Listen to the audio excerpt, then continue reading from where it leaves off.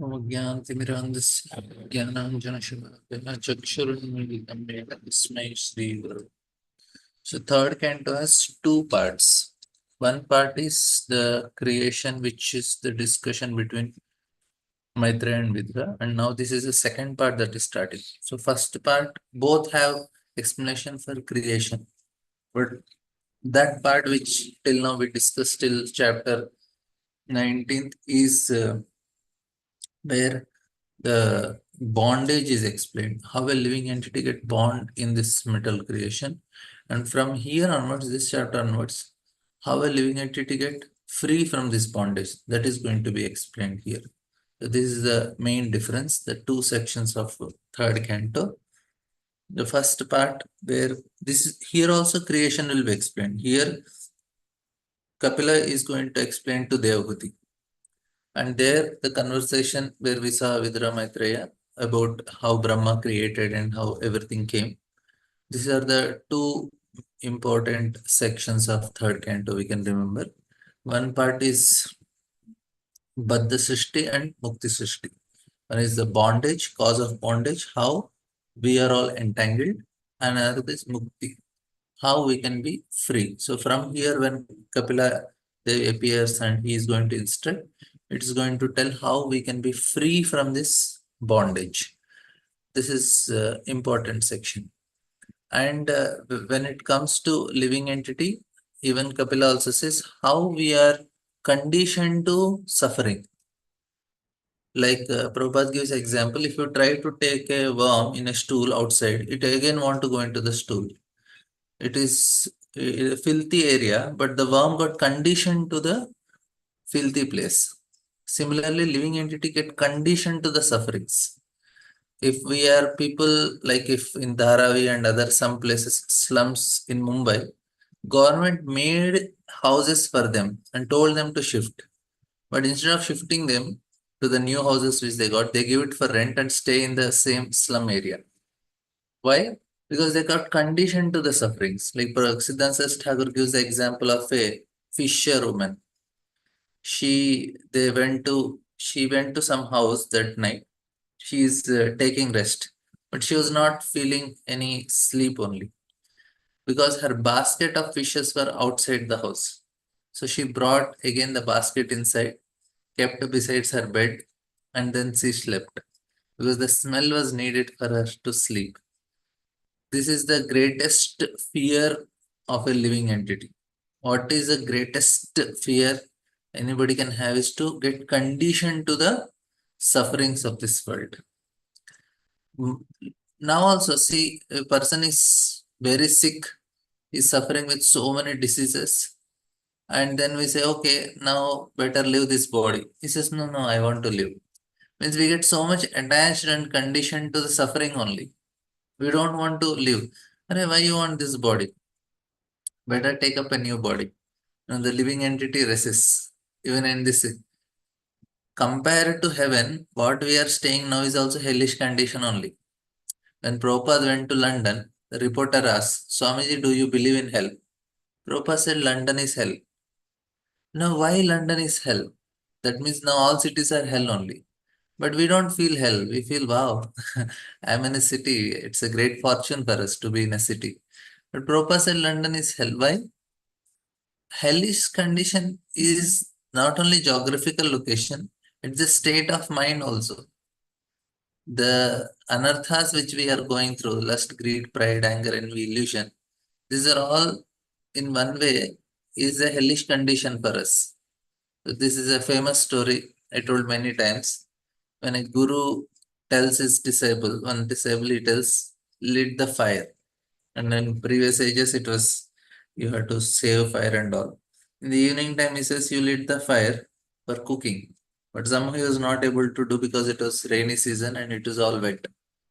He goes back to Guru and says, I am not able to uh, lit the fire. Can you help me? What should I do? I'm how to get the fire. Guru was in some other thing. He was little irritated. He said, go to hell and get. This is a general saying, go to hell. He told, and this disciple he was very obedient. He took it literally. Goes to hell. And Yamraj sees him. He says, Arey, how are you here?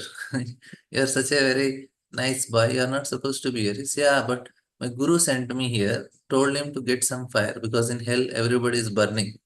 There must be so much fire here. Can I get something? Yamaraj thinks and says, Arey, there is a problem. In hell, we don't create any fire in hell. Everybody comes with their own fire. It's a self-service department area. They are suffering, they are burning because of their lust, they are burning because of their greed, envy, pride. All these things are burning them from within. So the point here is the living entity get conditioned to the sufferings. Like whatever state we are now, we don't even feel we are suffering. And many of them, the 99% of the people, they feel they are suffering, but they get conditioned to it. Like every day people are going for work. I was asking my friend, why I have to work so hard? They say, yeah, this is life. They say, why you have to work 5 days in a week for so many hours, 6 days in a week, so many hours? They say, this is life. They got conditioned to hell is suffering. They don't understand. Without working, there cannot be any life. No, no, no, no. You have to work hard. This is the rule. You have to work hard only. This is the problem. The problem is they get conditioned. They say, is there any alternative where I need not work hard and I can be happy? They say, no, no, no. Work hard. That means what? That is called as conditioning. So people are getting conditioned to hellish environment, like city traffic jam. It is such a hellish condition, but people are used to it. They travel in metro trains, so much crowded, especially all this metro. They are traveling in these trains. It is hellish conditioning only. They don't understand. They think it's natural, it's normal. We have to just live it. We have to adjust ourselves like that. This is the greatest problem. So the hell is already there. It's a state of mind, and like people are all these competitive exams, especially in India. It is hellish. People don't understand. They think, yeah, no, no, my children should work hard. You are making him a donkey. And they think, no, no, they work very hard. My children very hard working. So uh, actually, it's an insult to if you say donkey. It's insult to donkey because even donkeys don't work so hard. People work more harder than donkeys nowadays. But they think it is what is life is. This is the problem here. Anyway, we will continue our discussion. So here, Sanaka inquired about Vithra, was a great devotee and friend of Lord Krishna, who gave up the company of his elder brother because the latter, along with his sons, played tricks against the desires of the Lord. So this is the important consideration for devotees. Prabhupada tells the same thing. A devotee may be tolerant regarding his own interests, very important one, but he should not be tolerant when there is misbehavior towards the Lord or his devotees. So personally, we can forgive. If something happens for us in a personal level, we always forgive. But when it comes to for the service of Lord or devotees, then we have to be very strict. We cannot tolerate that. So that is the most important thing. Here the word Aghavan is very significant for it indicates that Kauravas, Dhritarashtra's sons, lost the war because of being sinful in disobeying the instructions of Krishna. Everybody, that's why Parabhavastavad Abodhajate, everybody is defeated in this world.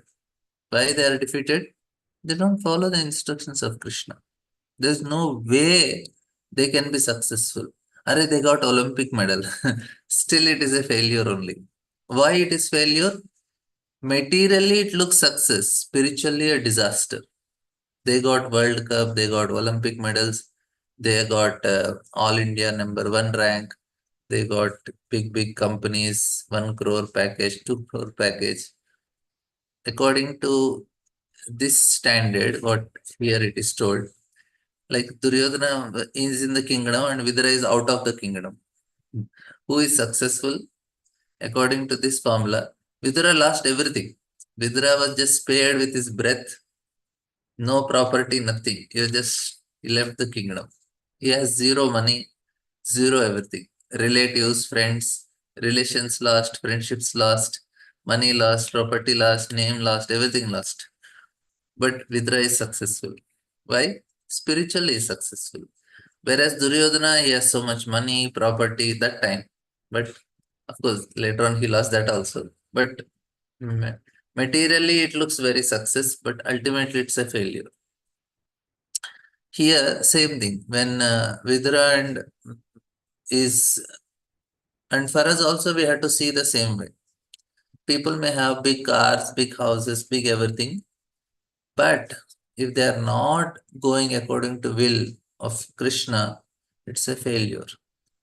At the end of life, Pandavas are considered successful, even though they lived in the forest for many, many times, many years, compared to Duryodhana. Duryodhana from childhood till his death, he lived in palace only, but still his life is failure. So overall life is considered, not just that what type of lifestyle you had.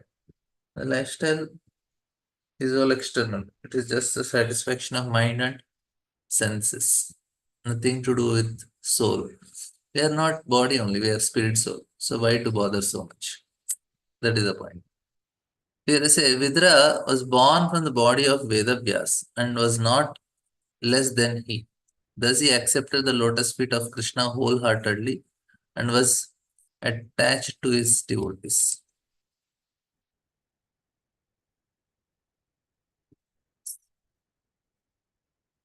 Uh, so there is something in chat box. Narada to Prajani Barshit. The senses are the horses that pull the chariot. As time passes, year after year, these horses run without obstruction, but in fact, they make no progress. Yeah, that is true. we are People are learning like that. And here Prabhupada read the history of Vidura is that he was born of a Shudra mother, but his seminal father was Vyasdev. Thus, he was not less than Vyasdev in any respect. Since he was born of a great father, he was supposed to be an incarnation of Narayana who composed all the Vedic literatures. Vidura was also a great personality. He accepted Krishna as worshipable Lord and follows his instructions wholeheartedly. This is a sign of a devotee. We, to the degree we are accepting the will of Krishna, to the degree we are devotees. That's a very simple form. Vidra was purified of all passion by wandering in sacred places. This is also another important thing. Why, even in other Abrahamic culture also, the saintly people they have to wander. They cannot stay at one place. Why? If you stay at one place, you acquire properties. Acquiring property is not a problem. I thinking that this is my property is a problem. And that is what happens to the false ego increases. My house. My house is very beautiful, or my house is not very beautiful. My house is big, my house is small. I want to have bigger. We will be so much conscious about the property. Even at the time of death, also, we will be conscious of properties. It is better that we give up some of the properties in charity. If you have so much property, at least some property right in the name of ISKCON. In future, somebody will make a temple. Whole generations of your family will be purified. If some property is given on ISKCON's name and somebody makes a temple, if you if you can make yourself a temple, that is best. That should be aim. People are aiming that I should construct a house, but they should aim that let me construct a temple. Nobody even plans only. They always plan, let me have one house. After completing one house, they will plan for another house. Arey, you already made one house. No, no, why don't you think about constructing a temple? No, no, no. That somebody else will do. I will give some donation. No, we should also make. Why we should not make? This is very unfortunate situation that we are so attached. After one house, second house, third house, What about temple for Krishna? No, no, I am not so rich. Rich people will make. Krishna gave you one house, that's all. Second, now at least make for him. We should, because this is cause of bondage. Problem is not that we cannot have 10 houses. The problem is more we are having, more we are in bondage, more we are in danger. We are causing problem for ourselves. It may not, to hear it is not very palatable. People will be upset why such classes are given in ISKCON. But we are not trying to increase properties. We want to increase our devotion to Krishna. That's right. I say, Roji, what about my children, grandchildren? That Krishna will take care. You take care of Krishna. You make a house for Krishna. Krishna will take care. Na? Who takes care ultimately? We don't take care of anyone. We cannot take care also. But it is done by Krishna. If we plan for Krishna, Krishna will definitely do it. But people don't have that much space. This is unfortunately. Here, Vidura just gave up everything. And now also we are hearing from Vidura. He just gave up that time. Krishna is showing, see, he gave up. Until now, he is very famous. And his name is in Bhagavatam. We are all reading about him. What he did do? He gave up his property. That's why. For whom? For Krishna's sake. Even little bit we do. You have land, give it to Krishna. Make a temple. What happens? Generations after it will be purified. People say, no, no, no, no, not for me. That is, Krishna is the person who takes care. And he will count how much we gave. It's not how much we kept. Sorry, how much we gave. Krishna will count how much we. So anyway, Vidra was purified of all. This is the reason why sadhus wander. They don't want any property on their name. And at last he reached Haridwar, where he met the great sage who knew the science of spiritual life. And he inquired from him. Sanakrishi therefore asked, what more did Vidra inquire from Maitreya? Because what happens at the end of life, we should not have anything material here. Say, I don't have anything only. So why am I attached to anything? I have only Krishna. And no, people sing, with, there is nobody other than you for me. But they should also mean. They say, my Lord, there is nobody other than you for me. You have property, Lord will say. You are telling you don't have anything, but what about this property on your name? No, I'll write on my children's name. And I say, what about me? You write for me. The Lord is giving us so that He want it in return with devotion. That is the expectation of Lord. Lord is giving so that we give it back to Him, but we add one more part. We add devotion and give. And Lord will give more. And again add devotion and give back to him. Patram pushpam phalam toyam yo me bhaktya prayachit. So what Lord wants is that we reciprocate. You Lord will give, you give it to him. And he also gives it the same love to the degree we. Of course, he always loves. He is expecting. Here the word virajas tatra shreyas refers to Vidra, who was completely cleansed of all contaminations by traveling to places of pilgrimage. In India, there are hundreds of sacred places of pilgrimage, of which Prayag, Haridwar, Vrindavan, and Rameshwar are considered principal. After leaving his home, which was full of politics and diplomacy, Vidra wanted to purify himself by traveling to all the sacred places which are so situated that anyone who goes there automatically becomes purified. This is especially true in Vrindavan. Any person may go there, and even if he is sinful, he will at once contact an atmosphere of spiritual life and will automatically chant the names of Krishna and Radha. That we have actually seen and experienced. It is recommended in the Shastras that after retiring from active life and accepting the Vanaprastha order, one should travel everywhere to place of pilgrimage in order to purify himself. Vidura completely discharged his duty. At last he reached Kushavarta or Haridwar, where the sage Maitreya was sitting. Even materialistic people, uh, there is one big famous Chinese business person. Hmm. You might have known him. He was somebody kept in status. This is a very nice point he made. He says that till age 20, you are in 20s and 30s, find a good master and serve him. Means he's talking about the corporate world, but it is applicable to us also. And from 30 to 40, try something new. It's very hard that. And after 40, you do what is good, what you are good at. That means you come to a state where you are doing your swadharma. After 40, just do your swadharma. Means what you are good at. Don't try anything new. And after 50, start encouraging others. That means what? You have to start giving up detachment. You give it all the things responsibility to your children. And then he says, after 60, play with your grandchildren. But for us, it's no playing. You play or you do service to Krishna full 100%. Means get completely free from all this family life.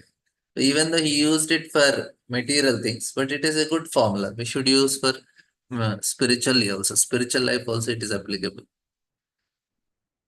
And proper, it's another significant point is that one must go to sacred places not only to take bath, but to search out great sages like Maitreya and take instructions from them.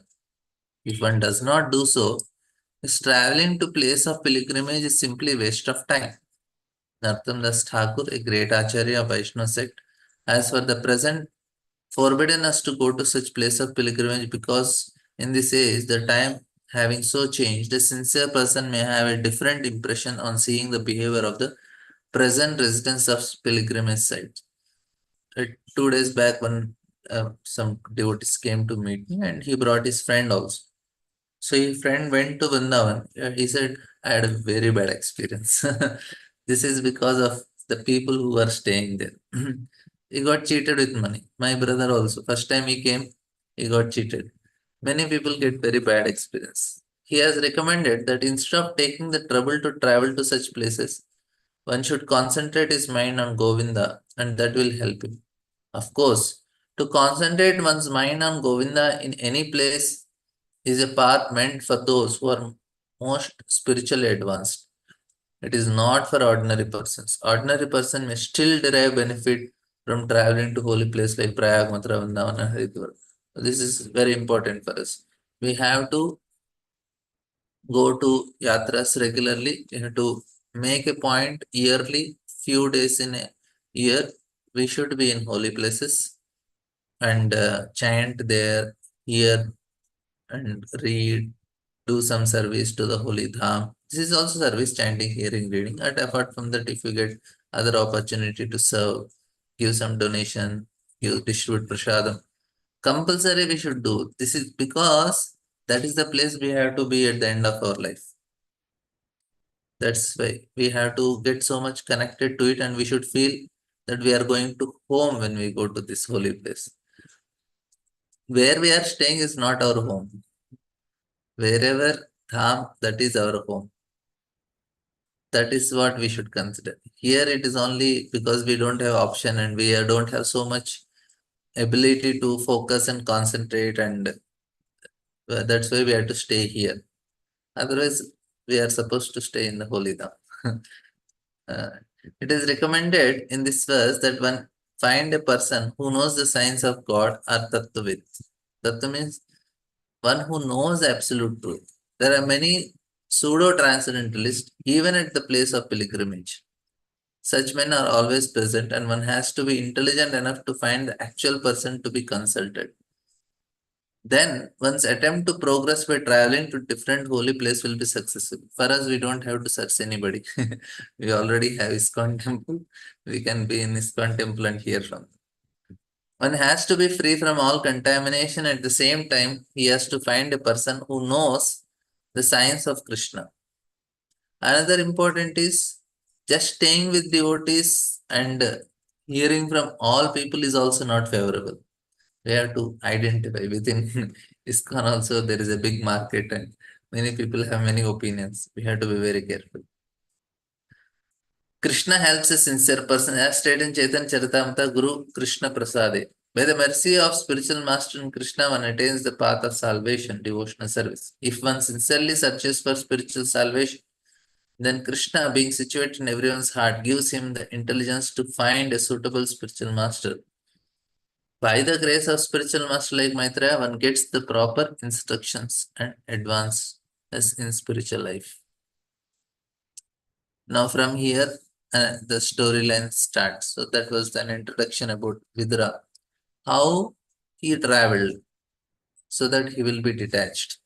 This is a very important lesson for us. And another thing is holy place. This is another lesson. We have to regularly go to holy place, spend some time, and get benefited from that. We have to become more spiritualized. To be spiritualized, we have to stay in spiritual places. That is the formula. And Saunaka inquired about the conversation between Vidura and Maitreya. There must have been many narrations of the spotless pastimes of the Lord. The hearing of such narrations is exactly like bathing in the water of river Ganges, for it can free one from all sinful reactions. Saunakadri they heard all the Puranas. They are hearing this last. That means they know many of the stories. But now, when Sutta Goswami is telling the same stories, he is telling what he heard from Sukadeva Goswami. So, entire perspective is different. If you see the stories, they are already there in other Puranas also. What is so special? The speciality is, even though here Saunaka is inquiring what did Midra and Maitreya did, they know the stories, but the way it is discussed between these personalities is something different. That's why he wanted to hear again what did they discuss. This Bhagavatam is the last Purana that is discussed. That means all the Puranas are discussed. So these stories are there, right?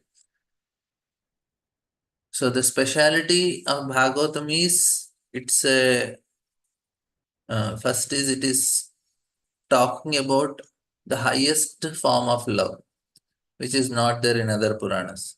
Because they are the same story. If you tell this story in Bhagavatam, you are telling it is highest love. In another Purana, it's mixed devotion. How is it? Because in Bhagavatam, it is, and another thing is language also. Puranas are little simple compared to Bhagavatam. Here, the way it is presented is in a Vyanjanavritti. It's a poetic form. The poem written by Sukadeva Goswami. This is all Sukadeva Goswami speaking, right?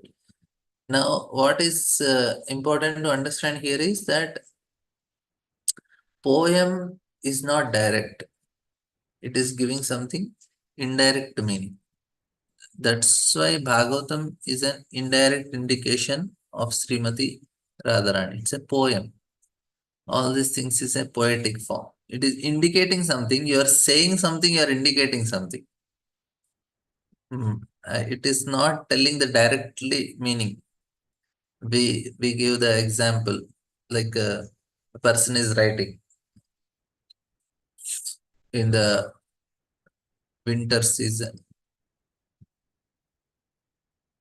There is also Krishna in the form of Dharma has taken shelter.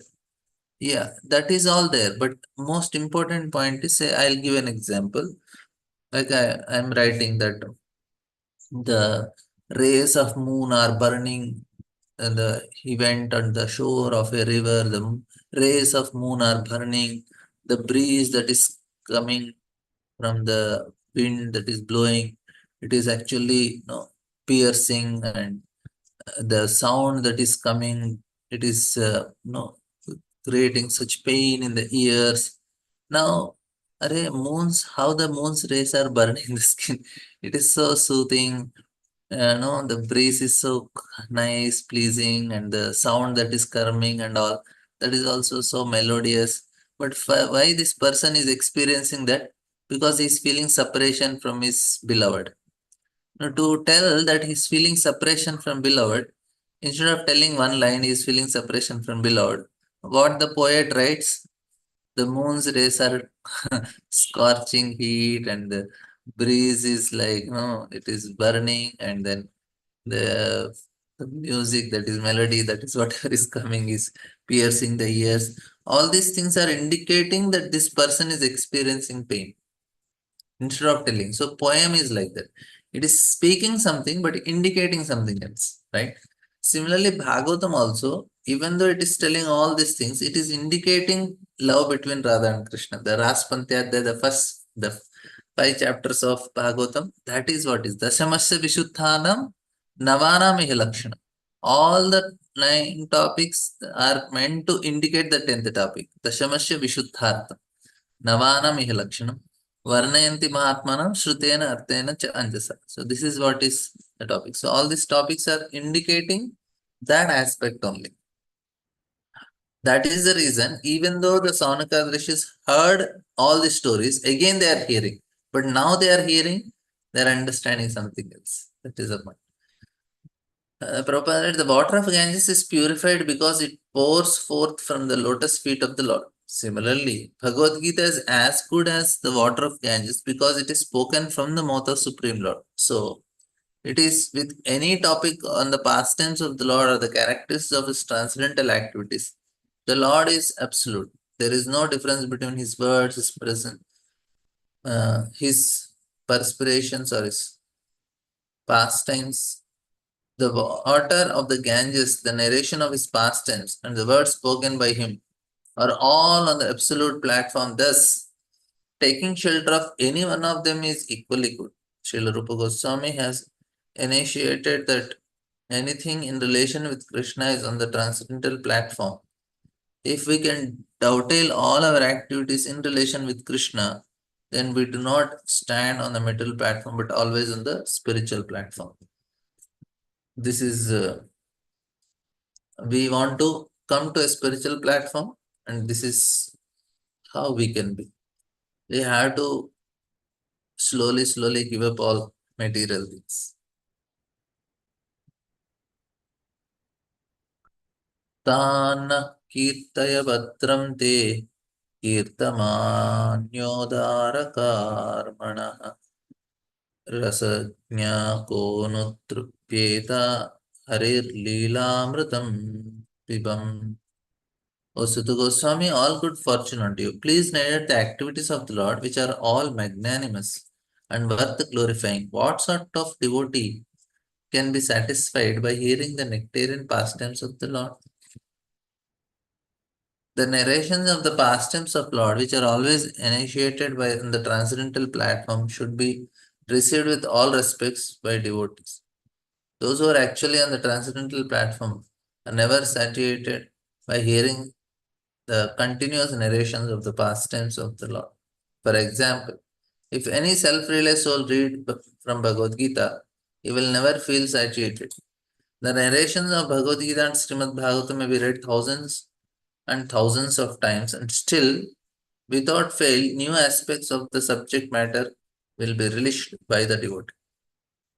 This is the speciality. Because it is Krishna, it is also unlimited. Because it is unlimited, it is unlimited pressure. That's why in spiritual world, even though they may do the same activity, somebody is doing flower garland, eternally they are doing flower garlands. We may think, my God, such a boring thing. But it is not like that. Because it is an eternal, the amount of pleasure they derive, it is unlimited, coming, going on, increasing. एवं Ugrashrava पृष्टो ऋषभिर्नैमिषायनैः भगवत्य अर्पिताध्यात्मस्थानाः श्रूयतामिति. Of being asked to speak of by the great sages of Naimisharanya, the son of Ramaharshana, Sutta Goswami, whose mind was absorbed in the transcendental pastimes of the Lord, said, "Please hear what I shall now speak." Sutta Uvacha Hareerdita Krodhatano Swamayaya Nishamya Ghoruddharanam Rasatalat. लीलां हिरण्याक्षमवज्ञया हतं संज्ञातहर्षो मुनिमाह Sutta Goswami continued, Vidura, the descendant of Bharata, was delighted to hear the story of Lord who, having assumed by his own divine potency the form of a boar, had enacted the sport of lifting the earth from the bottom of the ocean and indifferently killed the demon Hiranyaksha. Vidura then spoke to the sage as follows. Prabhupada says, it is stated here that the Lord assumed the form of a boar by his own potency. His form is not actually the form of conditioned soul. Conditioned soul is forced to accept a particular type of body by the higher authorities of middle laws. But here it is clearly said that the Lord was not forced to accept the form of a boar by external power. In Bhagavad Gita, the same fact is confirmed. The Lord descends to this earth, he assumes a form by his own internal potency. That means, no, Krishna is telling, no, he is not having any material form. This is very clear. The Mayavadi idea that the living entity is the supreme absolute truth but has become covered by Maya is invalid because Maya cannot be so great that it can cover Supreme Lord. This we have heard many times from Prabhupada. Vidaro vacha prajapatipati shishtva prajasarke prajapati kim arabdha me brahman prabhut avyaktamargavit. Vidra said, since you know the matter inconceivable to us, tell me, holy sage, what did Brahma do to create living beings after evolving the Prajapatis, the progenitors of living entity? Significant here is the word Avyakta Margavit, one who knows that which is beyond our perception. To know matters beyond one's perception, one has to learn from a superior authority in the line of disciplic succession. Just to know who is our father is beyond our perception. For that, the mother is the authority. Similarly, we have to understand everything beyond our perception from the authority who actually knows. The first Avyakta Margavit or authority is Brahma, and the next authority in disciplic section is Narada. Maitreya belonged to that disciplic section, so he also is Avyakta Margavit. Anyone in the bona fide line of disciplic succession is Avyakta Margavit, a personality who knows that which is beyond ordinary perception.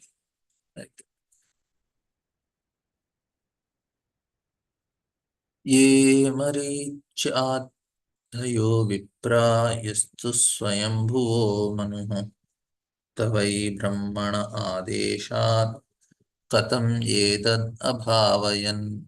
Vidura inquired, how did Prajapati, such progenitors of living entities as Marichi and Swayambhu Manu, create according to the instructions of Brahma?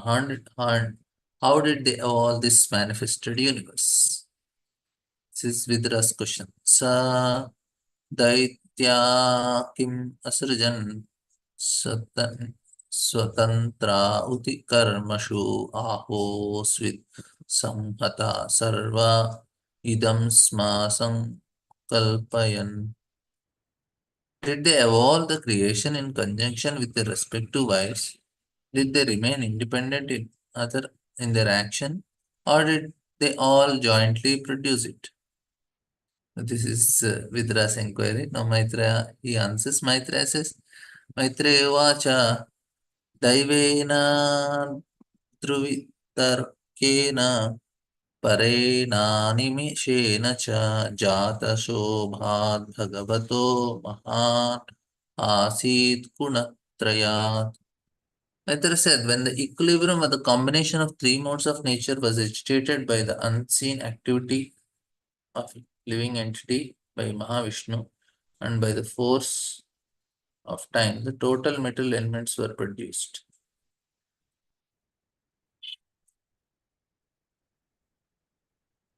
Now, again, this creation comes again and again and again in Bhagavatam, because this is uh, this is like sadhana.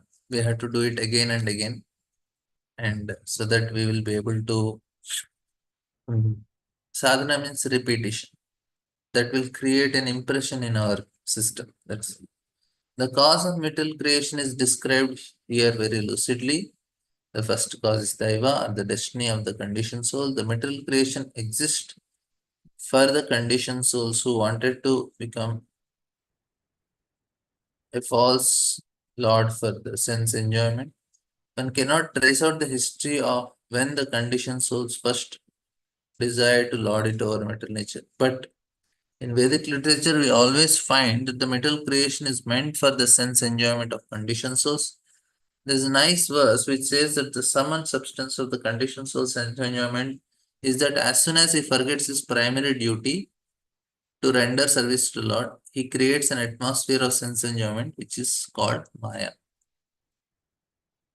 And Durvikshipkritena. Prabhupada says no one can argue about when and how the conditioned soul becomes desirous of sense gratification, but the cause is there. Material nature is an atmosphere meant only for the sense enjoyment of conditioned souls and is created by personality of God. So this is the arrangement Lord made for all of us. Rajah pradhana mahatas trilingo daiva chodita jatas srajya bhutadhir vidyo adini panchashaha, as impelled by the destiny of Jiva, the false ego, which is of three kinds, evolved from the Mahatattva in which the elements of Rajas predominate. From the ego, in turn, evolve many groups of five elements. So this all we have read many times. Tani chai kakashastam asam sridhan bhavuka samhatadiyo yo divya yogina haimam andam avasrijan.